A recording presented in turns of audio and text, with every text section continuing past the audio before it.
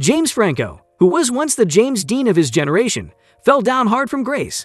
In fact, in one of his initial breakout roles, Franco earned an Emmy nomination and won a Golden Globe for portraying the 50s screen legend in the 2001 TV biopic James Dean. But fast forward 20 years later, due to a series of sexual misconduct allegations, the 43-year-old star has fallen from Hollywood heartthrob to disaster artist. Don't forget to watch today's video to the very end to find out why and about whom James Franco says Hollywood boycotted him because of her. Falling from grace. A creative and once influential force in Hollywood with a reputation for being indefatigable, Franco has acted in several notable films and TV shows over his 20-year career. They include Freaks and Geeks, Pineapple Express, and 127 Hours, which netted him an Oscar nomination for lead actor. He's directed episodes of HBO's The Deuce, on which he stars in 2 leading roles, playing twins, and served as a producer on films and TV shows, including The Interview and the Hulu series 11/22/63.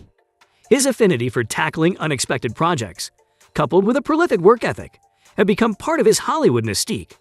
Over the last decade, he's directed more than 24 low-budget indie features and shorts, written books, and even turned his experience co-starring on soap opera General Hospital into an exhibit at the Museum of Contemporary Art. In 2014, he launched a film school, Studio 4 in Los Angeles and New York, where he taught and mentored hundreds of aspiring actors and filmmakers. Both locations abruptly closed back in 2018, owing in part to the same sexual misconduct allegations surfacing against him. Franco had also attracted attention for controversial behavior previously, as in 2014, he used Instagram to ask a 17-year-old British girl he'd met outside a New York theater if she had a boyfriend and whether she was 18. Even after learning her age, he asked for the name of her hotel and if he should rent a room. After that episode became public, Franco apologized on ABC Live with Kelly and Michael. "I'm embarrassed, and I guess I'm just a model of how social media is tricky," he said. "I use bad judgment, and I learned my lesson." She speaks up. Tyler Kaplan is one of 5 women who, in interviews with The Times, accused Franco, 39, of behavior they found to be inappropriate or sexually exploitative. 4 were his students, and another said he was her mentor. In some cases, they said they believed Franco could offer them career advancement and acquiesced to his wishes even when they were uncomfortable. "I feel there was an abuse of power, and there was a culture of exploiting non-celebrity women, and a culture of women being replaceable," said Tyler Kaplan, who was one of many women who took to Twitter to vent anger over Franco's win and his support of Time's Up, the initiative combating sexual misconduct in Hollywood. She told The Times that in a nude orgy scene she filmed with Franco and several women 3 years ago, he removed protective plastic guards, covering other actresses' private areas while simulating unacceptable acts on them. 2 other student actresses also recounted negative on-set experiences. Both said Franco became angry when no women, while at the shoot, would agree to be topless. Franco's attorney, Michael Plonsker, disputed all of the women's allegations and directed The Times to Franco's comments on The Late Show with Stephen Colbert. "Look, in my life I pride myself on taking responsibility for things that I have done," he told Colbert. "I have to do that to maintain my well-being. The things that I heard that were on Twitter are not accurate. But I completely support people coming out and being able to have a voice, because they didn't have a voice for so long. So I don't want to shut them down in any way. If I have done something wrong, I will fix it. I have to." Teacher-student inappropriacy. Before opening his own acting school, Studio 4, Franco taught at Playhouse West in North Hollywood. 2 of his former students there said he put female students in uncomfortable situations beyond the normal parameters of acting class. Hillary Dusum, 33, who took a class from Franco in 2012, said that at first, she found him to be a really generous spirit eager to help aspiring actors. Her feelings shifted after being selected to appear with a handful of other female students in what she thought was one of Franco's art films. Natalie Chumiel, the other student, said she was told the footage would be used in a 7 for All Mankind jeans commercial. Both women described what they considered to be an unprofessional and hostile shoot at a strip club. Chumiel, 33, also recalled another instance in which Franco asked the actresses if any of them wanted to take their top off on set, and that he was visibly angry when they declined. Franco did not make the request the women alleged. His attorney responded to these allegations. Tales from Studio 4. Franco launched Studio 4 in 2014 in association with Playhouse West. The North Hollywood School opened first, the New York City outpost soon thereafter. One of the things that made Studio 4 different from other acting schools, Franco promised, was its ability to funnel promising talent into the actor's own projects. Indeed, the school's now closed website said that Franco and his production company, Rabbit Bandini Productions, would cast roles directly from his classes and will involve his students in a variety of his film and art projects. But several students said that these parts were rarely handed out to people in the classes.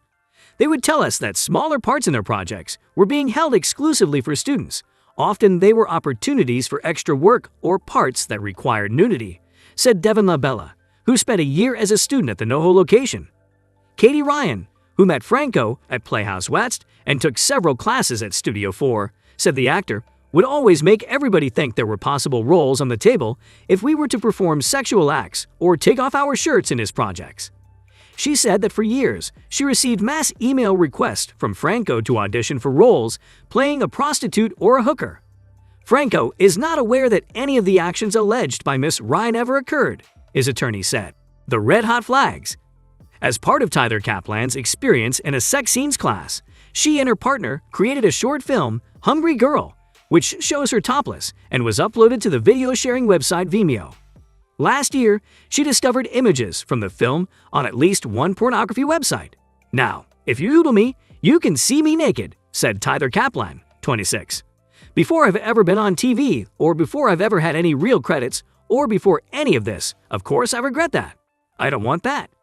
In 2015, Franco asked Tyler Kaplan to play a prostitute in another of his projects, the feature film The Long Home, with a cast that included him, Josh Hutcherson, Courtney Love, and Timothy Hutton. The part required her to perform nude, and she agreed because she considered it a big break. But one day on set in May 2015, a producer approached her and other women to ask if they wanted to film a bonus scene of an orgy.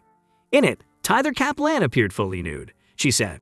Then, Tyler Kaplan said, she and her female co-stars were asked to appear topless in an unscripted scene and dance around Franco while wearing animal skulls atop their heads. One actress who balked was sent home the next day, Tyler Kaplan said. I got it in my head pretty quickly that, okay, you don't say no to this guy, she said. Franco's attorney, in response, pointed to numerous social media posts by Tyler Kaplan that reflected a positive experience on the set. Tyler Kaplan acknowledged those glowing remarks.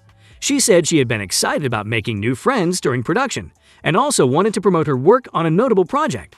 Still, she said, the negative experiences were red flags.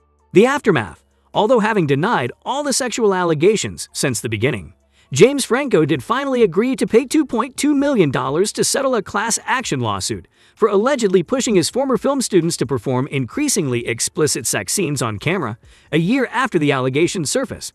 As for the reaction from Hollywood, well, the wind had pretty much been knocked out of Franco's career, with even his good friend Rogen abandoning him.